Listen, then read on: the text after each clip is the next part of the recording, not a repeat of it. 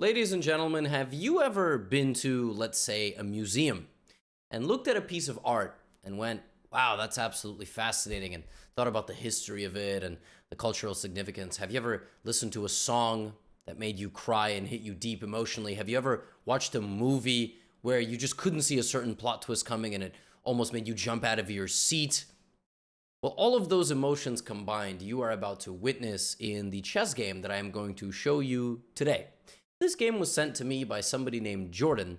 Jordan did not write anything in the email in submitting this game. They simply wrote the game and told me how many mistakes were made. And in total, there were 57 mistakes in this game. 57. That's incredible. We're going to jump into the game. We're going to learn a lot. We're going to have a great time. We're going to laugh. We're going to cry. We're going to do everything we normally do. Enjoy yourselves.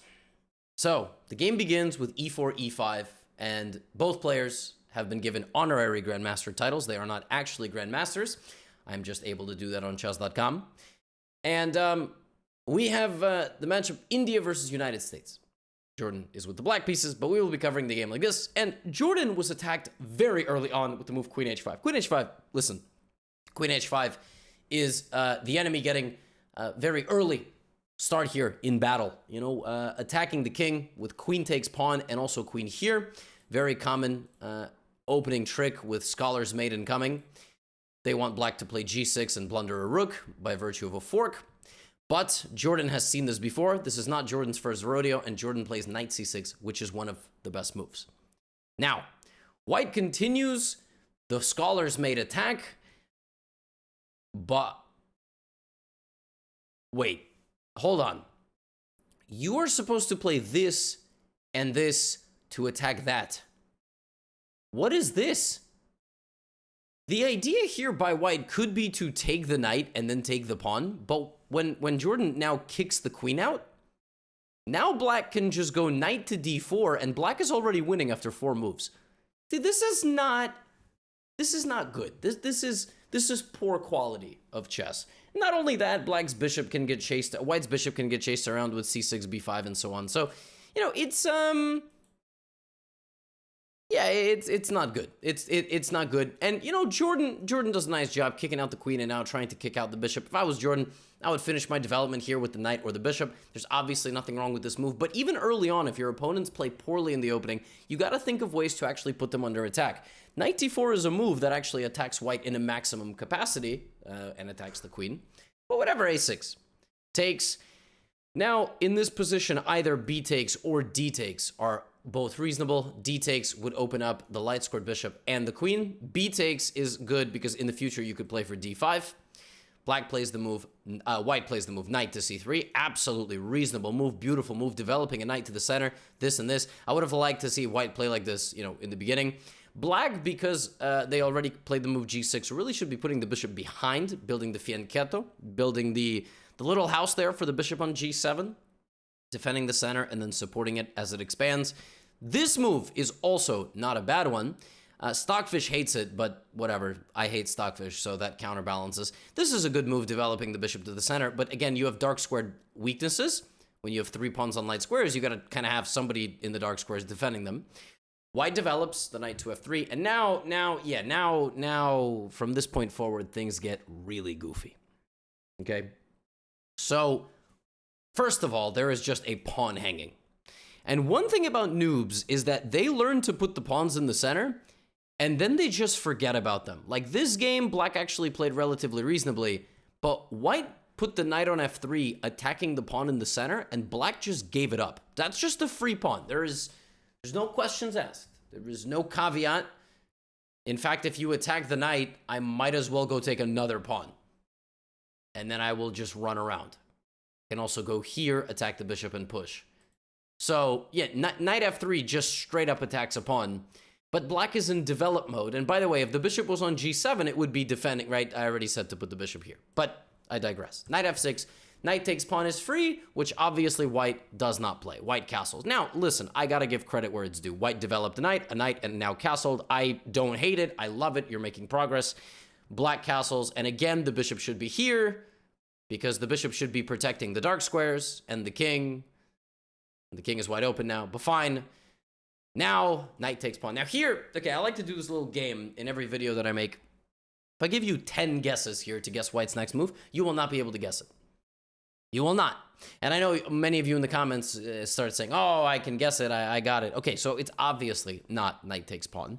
It's obviously not a natural pawn move like d3. It's obviously not a random move. It's the move g3. Now, g3 makes so little sense. The only plausible explanation that I have for the move g3 is the fact that white saw what black had. And what, you know, white had like this little kid moment. Well, he has a pawn on g3. Why don't I have a pawn on g3? And then just played them. Like, g3 doesn't make any sense at all. Like, it just doesn't make. The only thing that the move g3 does is it defends these two squares, but they were not under attack. Like, I can make the explanation that knight was going to go here and here, but there is literally a 0% chance that white saw that, okay, and played this move. And now black plays rook b8. Now, on its own, the move rook b8 is not dumb. I mean, the rook is much better positioned on b8 than on a8, right? It actually has an entire file of activity. But now white is like, oh, wait a minute, this pawn has been hanging probably only for this move and not the last three. Knight takes e5. Great move. Now, anytime you have a knight in the center, you should really try to attack it. Generally, the rooks should go to the open file, but that should be easy for black because black just moved one rook to a pretty open file. So naturally, black will move the other. Okay. Fine. I mean, this rook just stays compact and has absolutely no breathing room, but okay, no problem. I mean, of course, rook e8 was much more logical, but you know what? You're 720, you didn't hang a queen in 10 moves. So queen e8. Queen e8, knight is under attack. Knight goes back to f3. And now black actually, to their credit, in a position with about 30 legal moves, black plays the top engine move. So black actually plays the best move. It's the best move because it's the most active move. It poses the most problems for white. And it activates a lot of pieces. The move d5. Great move. You have to know how to use your pawns, okay? And d5 is a fantastic move because that's the most advanced pawn that black is able to have without doing something ridiculous like g5. If white takes, then there's going to be a queen trade, and then black is going to, you know, get some pieces out. The bishop is going to come out, and the rooks are going to, you know, it's going to be a good position. So d5, right? d5 must be a good move. Yes. Now, white here plays a very interesting move. Not a horrible move. Well, according to me, according to Stockfish, it is the move knight a4. Now, knight a4 is, of course, disregarding what's going on in the center entirely. I'm not even sure white knows that either of these pawns could take each other. And white attacks the bishop. Now, of course, the bishop can move. One of the ways of getting out of danger is the bishop just, the piece attacked moves out of danger. Another way of getting out of danger is to defend the piece. Black could do that in a few ways. With the queen, with the rook, but that's kind of ridiculous. But also, black can do that with the knight. Remember this pawn, which has three things staring at it that white completely forgot about and left to die? Well, black has this move. And that move defends the bishop. Fantastic stuff. Now, white plays the move, knight takes bishop. Black plays the move, knight takes bishop. Sorry, knight takes knight. Now, material in this game after 13 moves is dead equal, okay? What you have to realize here is when the knight moves this way, the queens stare at each other. So it's very important in chess to understand how the rest of the board changes depending on certain piece moves. Because just because a knight moves doesn't mean you now start paying attention to where it's going. You gotta look at all the other stuff. Now, what I like to tell people who are like below maybe 15, 1600, and I want you all to listen to me, is the fact that the idea to retreat, to play a move that goes backwards and undoes activity or undoes something in your position, like, is going to be the best move 10 times, maybe at most 5 times. 10% of the time is going to be the best move. 5% of the time. For example, here the best moves for white are to trade the queen, to slide it up one square to attack the knight, and try to get traded on your own terms, or play a move like queen e5 and do the same thing. Or maybe rook e1 is a little more dangerous because there's this pin and you got to be a little careful, but even this is not horrible. White here sees this and goes, oh no, I don't want to trade queens, and goes here. And now white is worse. Actually, a lot worse. It's actually a very dangerous position. Why? Okay. Oop, not that move. I just clicked on that square. Because white, a long time ago, played this move that made absolutely no sense and weakened their light squares. And also, what does this do? You're putting the queen on the home square. It now cannot walk even into the e-file at all. And black develops the bishop to h3. That's actually a very nice move. Now, if I was black, I would have probably pinned the knight, which was the best move. But again, black is taking advantage of the weakened light squares. And the rook goes to e1, and black, to their credit, plays the move queen to d7. So far, so good. Now, you might be asking, how do they make 57 bad moves? Well, a handful of these moves were inaccuracies, right? So they weren't the best move necessarily. But we're getting there. Trust me. White sees that the knight can go to e5. That's not a bad move in and of itself. And now the queen, rather than going here or here, gets as aggressive as possible with the move queen to f5. Great. Queen f5 is a nice move. The knight is hit, the pawn is hit, this is hit. Queen is seeing everybody, okay? Now, remember what I just mentioned a moment ago, that probably the best move in chess is not to retreat? Like, very high probability that the best move is not retreating. It's to try to go forward somehow. In this position, it's actually this crazy move, which attacks the queen. And if the queen stays around, there's going to be this, which attacks this and hits this, and that's just very, very bad. So queen f5, white can play a lot of different improving moves, including maybe getting the queen straighted, because that actually wouldn't have been so bad. White now, again, notice a move ago, white undeveloped. For some reason, white just has like a desire, a burning desire to undevelop pieces. I don't understand why, okay? White just has made no progress in the last like 7 or 8 moves. And black plays the move bishop to g4. That's a great move. I know Stockfish doesn't like it. Stockfish doesn't like this move because it thinks that white can get rid of the attack on the queen by counterattacking their queen. And that's danger levels, right? You can create equal or exceeding danger to your opponent and you don't have to address their threat. But if white slow plays the position like this, black's just going to slowly improve, and white is never going to successfully be able to hang on to this knight. On top of that, white says, oh, I'm worse for the first time in 18 moves. Well, it's time to jump off a cliff. Rook e5. Now, rook e5 is spectacular because it blunders 3 different things. First of all, it does not even address the threat. So queen f3, bishop f3, it just wins a piece.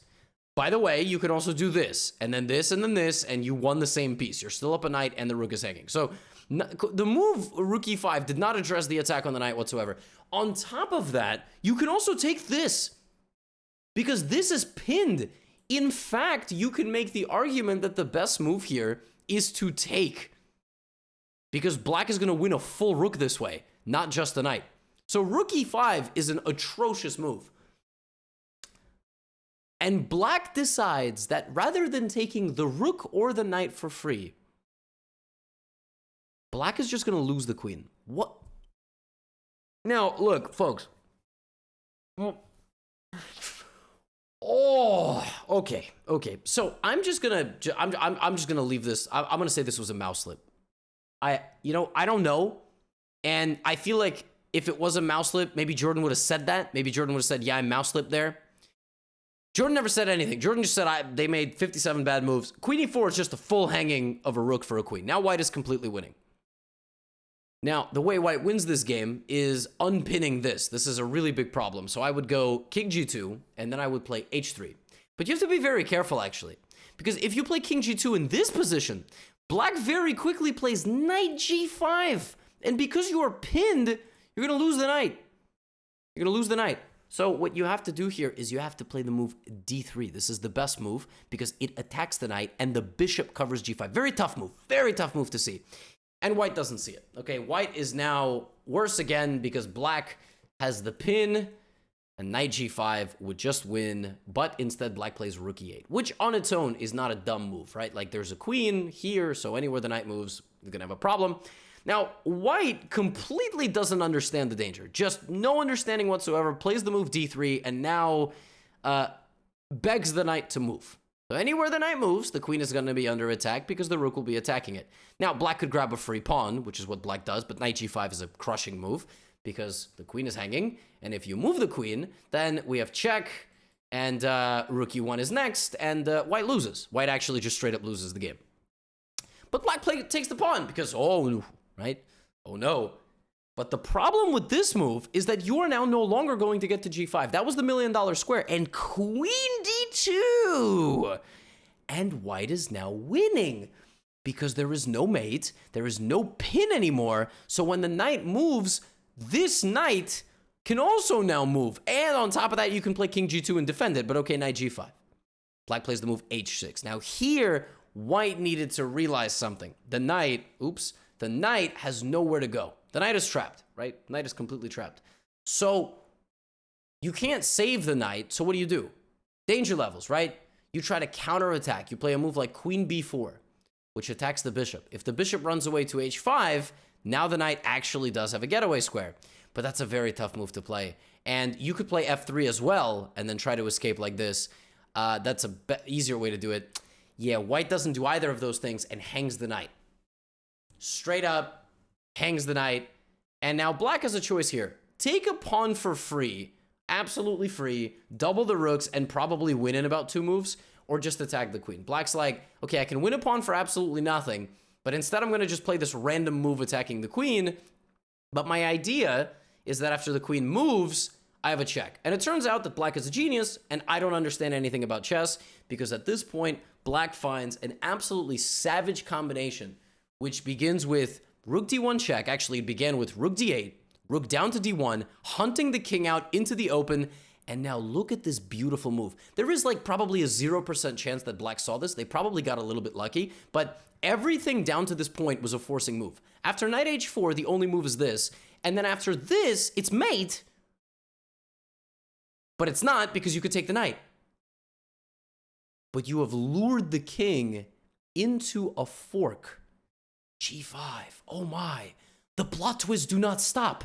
It was black winning, then white winning, then black winning, then white winning, and then black taking over the game. Queen takes g5, hg5, bishop g5, and that's it.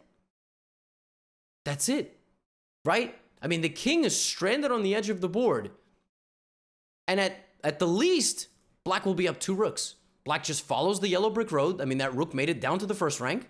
Take, bishop g5, rook takes rook.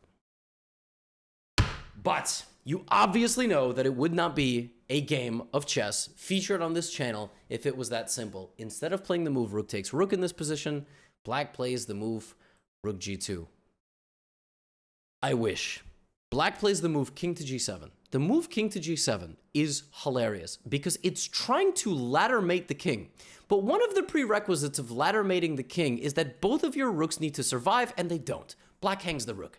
Not only does black hang the rook, black then hangs the bishop. Black is now completely lost. Black is now down 5 points of material, which is a bishop and 2 pawns. White wins this game as follows. Protect the king. Down here. Protect the bishop. Win these pawns. Promote. If you can trade rooks, of course, no questions asked. Trade the rooks. Promote the pawns. That's it. The game is over. Right, game is over. Now, by the way, another way for white to win is to weave a mating net. So you can win the slow game, endgame, promote, etc. You can also just straight up checkmate the king. If the king is just stranded on the back rank, just put a mating net. But okay, rook d8, king back to g3. Good defense by white. No need to, by the way, here, trade the rooks. All right? 1 rook trade. I'm gonna keep a counter now on this hand. 1. You can also win the rook with bishop f6, which deflects it. No. King g6, defends the bishop. Take the pawn. Don't even think. Take the pawn, take the pawn. No. Take the pawns. I mean, you just played rook d7. Take the... Okay, fine. King g6. Nice. And nice. Both pawns have been won. King f3. Okay, 2 rook trades. Easy peasy. Just trade the... Okay, bishop d4. Rook c7. Okay, check. 3 rook trade. Okay, a bishop and 4 pawns can beat 1 pawn. Just trade the damn rooks. Okay, rook e5. Fine. Rook a5. b4. Okay, white's like, I'm not going to win that pawn, so I might as well go try and... All right. King, yep, b5. Nice move. Takes. That's it. Game is over. It's got to be over. 4 rook trades. 5 rook trades. Oh, my goodness. Why are you not trading the rooks? Rook. Okay, this counts as a rook trade. That's a forced rook trade. That's 6 rook trades.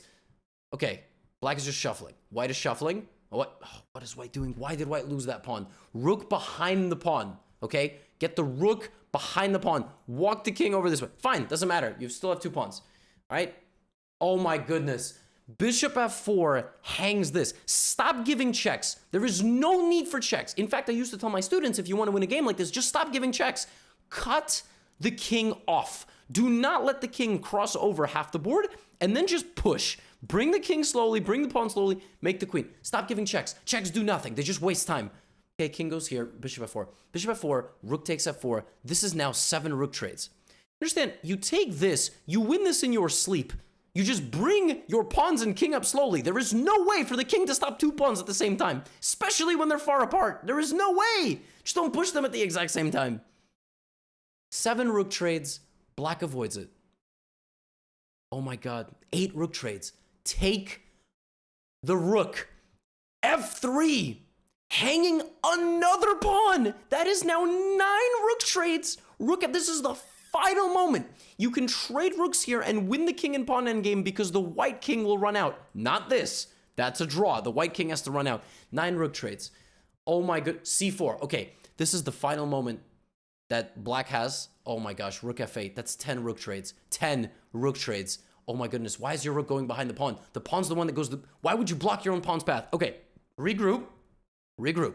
Certainly we're not going to have another rook trade, right? c5, rook f2, king b5. That's it. White is doing it. White's going to do it. White's going to bring it home. That's it. c6. Push the pawn. Check the king. Push the pawn. Beautiful stuff. Now, rook d8 check. Deflects the king away. All right? Deflects the king away. Rook comes back. Pawn promotes. Pawn promotes. Pawn can even push now. Okay, white's done it. No more plot twists. c7. Oh, that's rough. Well, yeah, now rook b2 check is a draw because the king is forced away. That's tough. I mean, what could we have? A king. Oh, rook d8. Rook d8 check, the only move.